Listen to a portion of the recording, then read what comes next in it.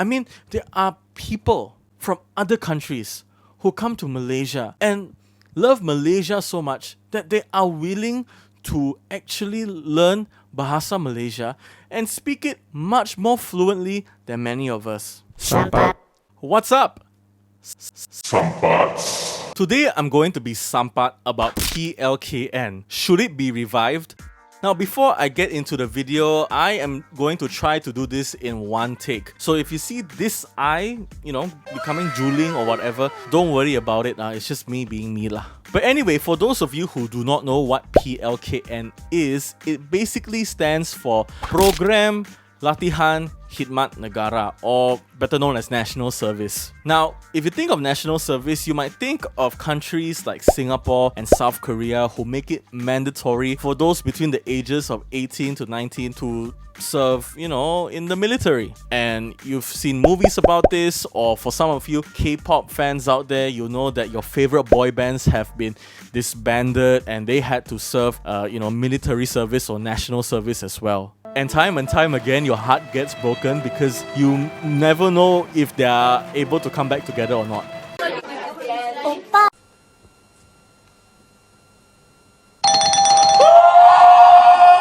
But anyway, PLKN, so it's basically a 3-month program where random people between the ages of 18 to 19 are selected to go to any selected camps throughout the whole of Malaysia.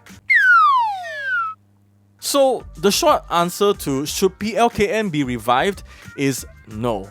But if you want to know my experience and if you want to know what I think about it, why not watch the rest of this video? So why am I talking about this exactly? It's because not too long ago, an article was released about plans to revive PLKN. So, the National Service Training Program, PLKN, which was abolished in 2018, may be revived, the Dewan Rakyat heard today. Senior Defence Minister Datuk Seri Ismail Sabri Yaakob said the ministry will present a proposal to Cabinet to reintroduce the program aimed at instilling patriotism among the youth. And I get it, maybe it's because, a lot of young Malaysians, including people like myself, may have the urge or have already, fulfilled the urge to leave Malaysia and migrate to another country because, when your country's parliament is being tagged on Instagram as Zoo Negara, it's not a good look. So yeah, I was actually selected to go for PLKN in the year 2013, so I was 18 at the time. Going in, I did not know what to expect. I think I heard a lot of things from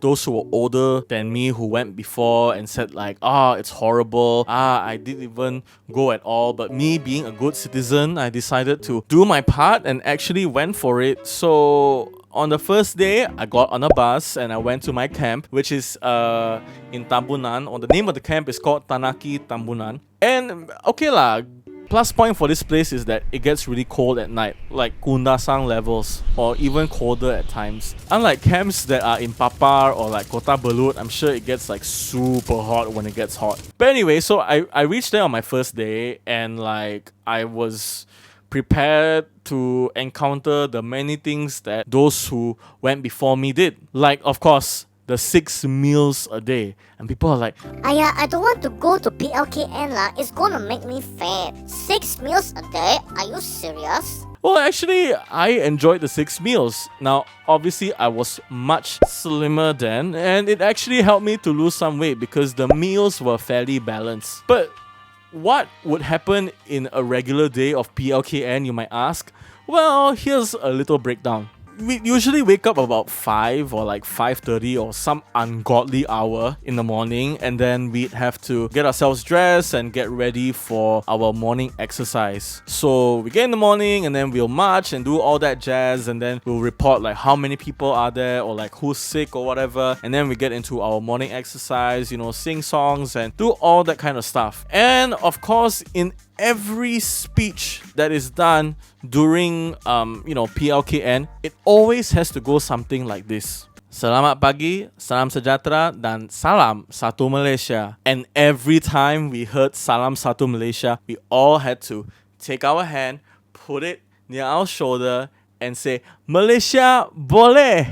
And also, yeah, we were called Wira and Wirawatis, or hero and heroines. Not that I'm a hero lah, but yeah.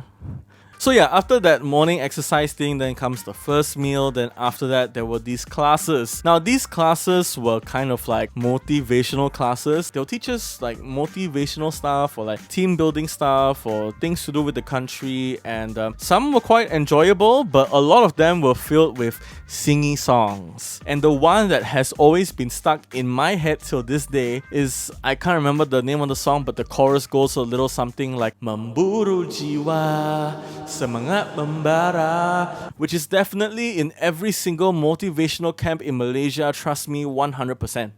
So after classes and all that, it's lunchtime, and then I can't even remember what happens between lunch and tea time because, you know, sleepy. And then after tea time, then there's break and whatnot, and then it's dinner time, and then there's some speech or whatever. I can't remember what it was exactly. We'd only get our electronics by Saturday, if I'm not mistaken. So Saturday, Sunday, that was the time where we actually got our electronics. And boy, oh boy, let me tell you, people will do whatever they can to go for the outlets because outlets were limited and we had phones to charge and we had iPads. Some people bought tablets, so there were so many things to charge. So we often have to rush for, you know, the outlets. But me being a smart guy, I brought my own extension lah. So after that, you know, go to sleep and then repeat the process lah. But every now and then, there will be some interesting activities like, you know, competitions for like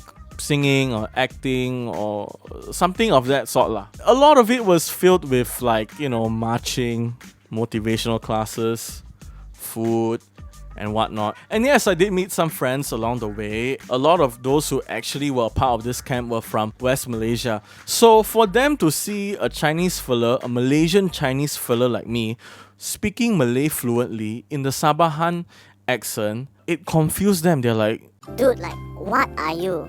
Dude, aren't you Chinese? Like, why is your Malay so good? So it's things like this that make me wonder, if we really want to instill patriotism, and if that is the main goal of PLKN, then shouldn't something like this be done at a more grassroots level or like, you know, during primary school?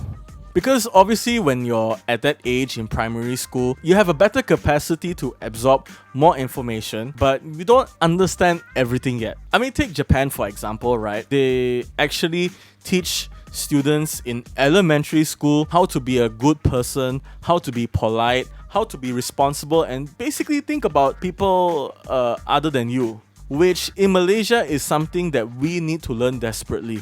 I mean, people not using signals lah, people cutting you in line lah, people, I don't know, throwing rubbish outside their car lah. And also, think about something like this lah, One thing that surprised me, and this revelation that I had during PLKN was this. Now take a Chinese person, any Chinese person, he or she doesn't have to be from a particular part of China, but if you take a Chinese person, and this person was born and raised in a country, let's say Australia, I'm sure this person will go through the education system and eventually be able to speak English.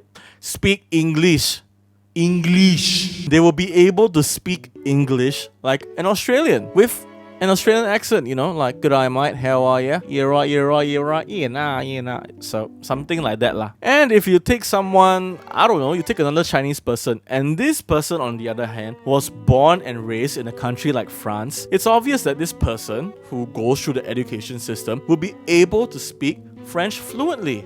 Ooh la la. But why is it that in Malaysia, a Chinese person who is born and raised here and goes through the education system, well, I'm not saying all, okay, but I gotta say there's quite a number who are not able to speak Malay that fluently.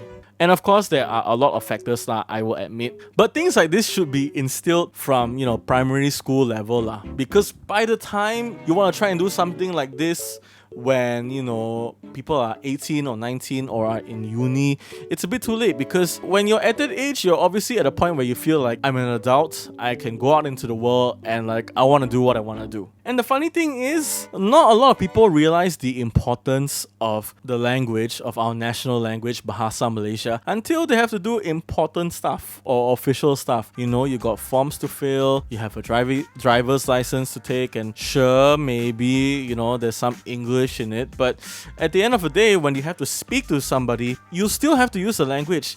I mean, there are people from other countries who come to Malaysia and love Malaysia so much that they are willing to actually learn Bahasa Malaysia and speak it much more fluently than many of us. Duduk negara tu, cakaplah bahasa kebangsaan tu. Tak adalah susah sangat pun. Mak Saleh pun berapa tahun datang sini boleh cakap. Aku awal-awal dulu, masa video ni baru keluar, memang aku tak akan tengok video ni. Kalau orang nak tengok. Okay lah, so that's it for my rant. And yes, coming back to the question, should PLKN be revived? Obviously not. But some elements of it should be taken and be implemented in primary school. All in all, I had fun, even though I tried my best to escape from any physical activity I could. But I made some good friends along the way, and it was nice. But of course, those are my sweet memories section of my mind trying to lead me there. But yeah, PLKN, I think, should not be revived. So yeah, that's it for this week's video. If you liked it, give it a thumbs up. Leave a comment whether you've attended or been a part of PLKN before, or you are worried that PLKN would be restarted again. And why not check out my last video? I showed my recipe on how to make a pretty damn good Maggi Asam Laksa, or curry, or chicken, whatever your choice is lah. But yeah, that's it for this week. Give it a like, subscribe, and a video should pop up somewhere on the screen. And until then, I'll see you next week. And if my eye was drooling the whole time, well, thank you for being a kind person and sticking with me to the end of the video. Alright, peace. Sampat.